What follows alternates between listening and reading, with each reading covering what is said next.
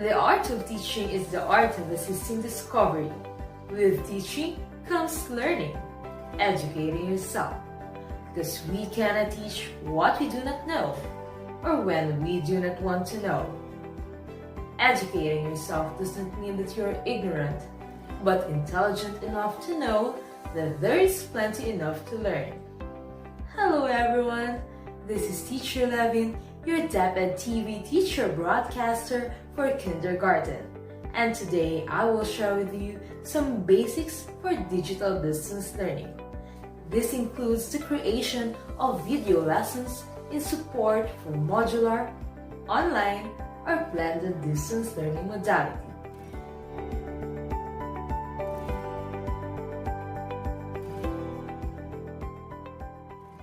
A few months ago, we were stricken by a worldwide health crisis.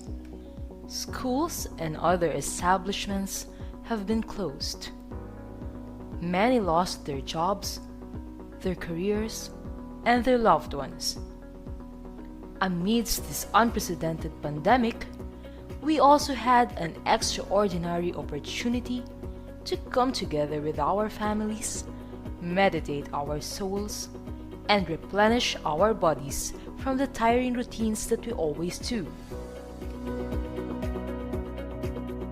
This was a few months ago. With plenty of time at my disposal, I did what I always wanted to do: write songs for children. Using a green cloth I ordered online, our old stool, an almost empty container of cookies, and my overused camera, which I got second-hand from an online shop too, I was able to produce my first set of learning videos for kids, Alphabetong Filipino. Without knowing it, my learning videos rocketed me to where I am now, a DepEd TV teacher broadcaster.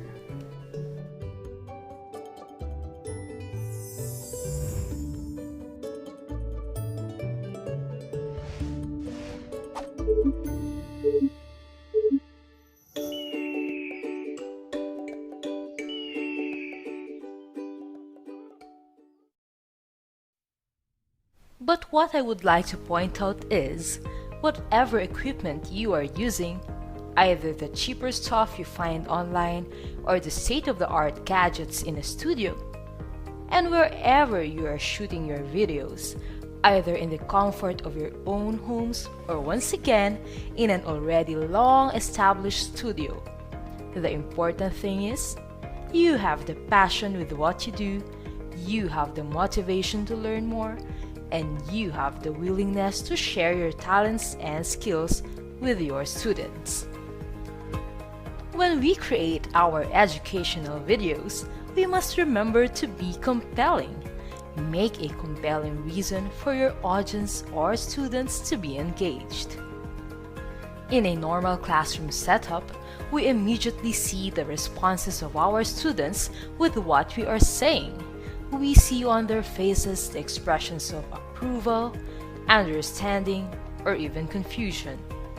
We can also instantly intervene on the distractions in their learning by using positive classroom reinforcement and discipline. Some of these are using whistles, star rewards, creative claps, action songs, or simple yet strong words to awaken them during long hours of lecture. But when we teach using educational videos, we cannot immediately see the responses of our audience. We will just have to wait for the comments on our YouTube videos or Facebook posts. It feels good to receive positive comments, but students and parents are highly critical of the videos we create. We want to avoid seeing a screenshot of us on Facebook with many hurtful comments by bashers. And remember, our #1 bashers are the parents of our students, because they only want the best learning possible for their children. So what we could do to prevent this to happen is make engaging videos for our students. We call this pakulok. You can wear a distinctive headband when you shoot your videos. You can make a tagline for yourself. These pakulos will be your branding. In my case, I have a tagline rhyming with my name. This will help your students remember you and be engaged with your lesson. Match your tagline with gestures accordingly and you're good to go. Magandang araw sa inyong lahat, mga bata! Isang makulay na araw ang pagsasamahan natin ngayon. Ako si Teacher Levin, ang inyong guro sa kindergarten na malikhain at masayahin. Ako ang makakasama niyo araw-araw para turuan kayong magbasa, magbilang, maging malikhain, at mabubuting mag-aaral. Alam kong handang-handa na kayo, kaya tara na, sabay-sabay tayong matuto dito sa Kindergarten! Let us train ourselves physically, mentally, and emotionally. Our skill set includes our capacity to set up proper equipment and environment for shooting and the ability to edit or process videos for publishing. Our mindset includes the mastery of subject matter that we teach and the competence to transfer it to scripts for our videos. Our heart set is our readiness for the tasks ahead of us. Creating educational videos is a fun but tedious process. It may be beyond our teaching tasks in the old normal of education, but a crucial part now for the new normal in education. The question is, are you ready for this? We must be. Our to-know list in creating educational videos are our pupils, environment, equipment, lessons, and online etiquette. Know your students. Are you creating videos for elementary school pupils or high schoolers? The content of your videos depends on your audience. Remember, as I said a while ago, be engaging. Find a reason for your students to watch you. Think of a proper pakulo that will keep them hooked with your lesson. Children are easily distracted. That is why it is important to suit your content with the pupil's age group. For younger pupils, make it more playful, but for older students, make it look more serious but still captivating. We must renew interest every 10 seconds or so. When we browse through Facebook, we scroll too fast on our news feeds. But what makes us stop? What makes us open a link posted on Facebook? We stop when we see something that captures our interest. So fellow teachers, let us be the reason for our pupils to stop, listen, and learn. Let us be that person that they will look forward to every day to learn ABCs, world literature, or algebra. It will also help if we establish a personal connection with our pupils. If you think they love SpongeBob, then make your videos themed on the said character. If you think that they are hooked with K-drama, then go with Korean-themed educational videos. For synchronous learning, it is better to call out the names of our students once in a while during a video conference. This will help them feel that you recognize their presence and that you know each and every one of them. The environment is an aspect of great importance when creating your educational videos. Find a quiet place. We do not want barking dogs, crowing roosters, crying babies, or shouting delivery guys as background audios in your videos. Choose a simple, clean, and plain background. I used to love colorful backgrounds for my videos, but then I was advised by experts to use white instead because it will make students focus on you as a teacher and the content that you teach using your videos. If you find white too plain, I suggest you could also use yellow, as there is a study that it boosts memory. That is why we use yellow pads during our review back in college. But then, You can also opt to use a color of your choice, but with less contrast so as not to hurt the eyes of your students. If using chroma key, avoid too much animations. Remember, we would like the students to focus on you. The best visual aid is the teacher himself or herself. We would not like the students to watch the flying butterfly on your side that you placed as animation instead of focusing on the rules of grammar that you are trying to deliver. Editing videos take long hours. Facilitating synchronous learning could also mean long hours in our chair too. To avoid body pains, invest on tables and furniture that will keep your proper posture. A soft swivel chair and a leveled table would be enough to make you comfortable. I was diagnosed 10 years ago to have severe thoracolumbar dextroscoliosis.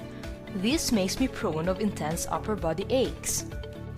So I would like to also share with you some simple yoga poses to stretch stiff muscles.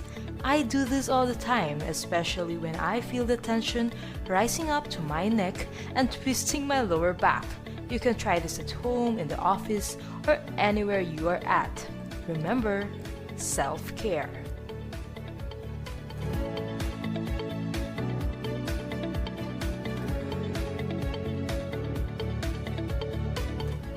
Now let's talk about equipment.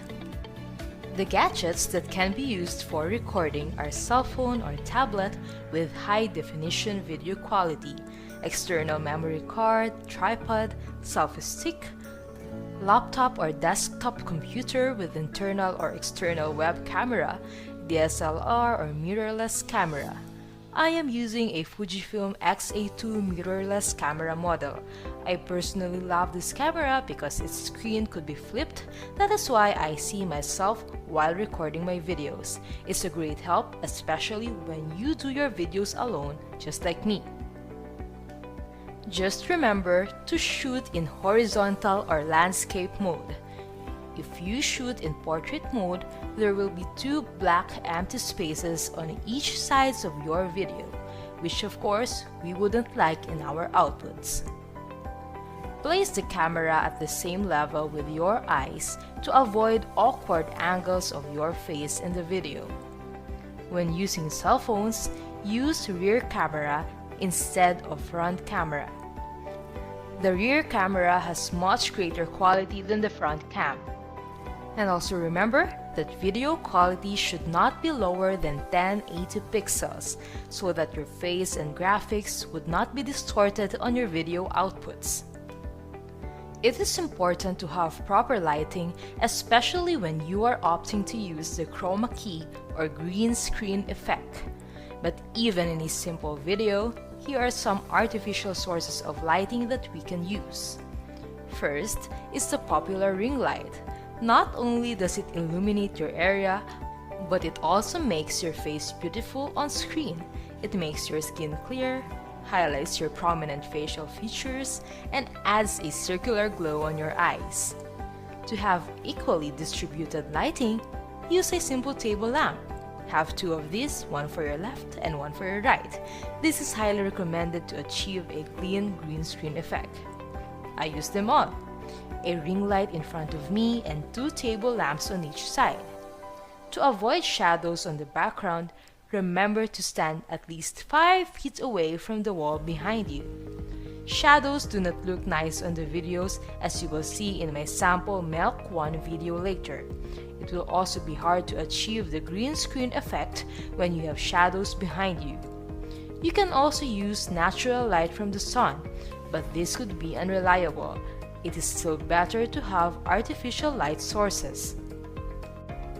Aside from proper lighting, it is also important to have clear, crisp audio and music on your videos. Here are some peripherals that you could use. The first one is a condenser microphone. This is popular to singers and vloggers as it is best in eliminating background noises. It also makes the voice pop out in a way that singers record their songs in the studio. The second is headset with microphone. This is popular to home-based ESL teachers and call center agents, as it is also effective in eliminating unwanted noises. I use a Plantronics headset in recording all my songs in YouTube. I got it in SM for 2,400. The next one is the head-worn microphone. This is nice for teachers who want to be like TV hosts on their educational videos. Since this is wireless and the mic is abruptly worn on the head, teachers can move more freely with their gestures. The last one is the usual earphones with mic that comes with our smartphones upon purchase. This is the cheapest but least recommended when recording videos. It could be static at times and the sound register is also low. Now we must also know how to turn lesson plans or modules into scripts.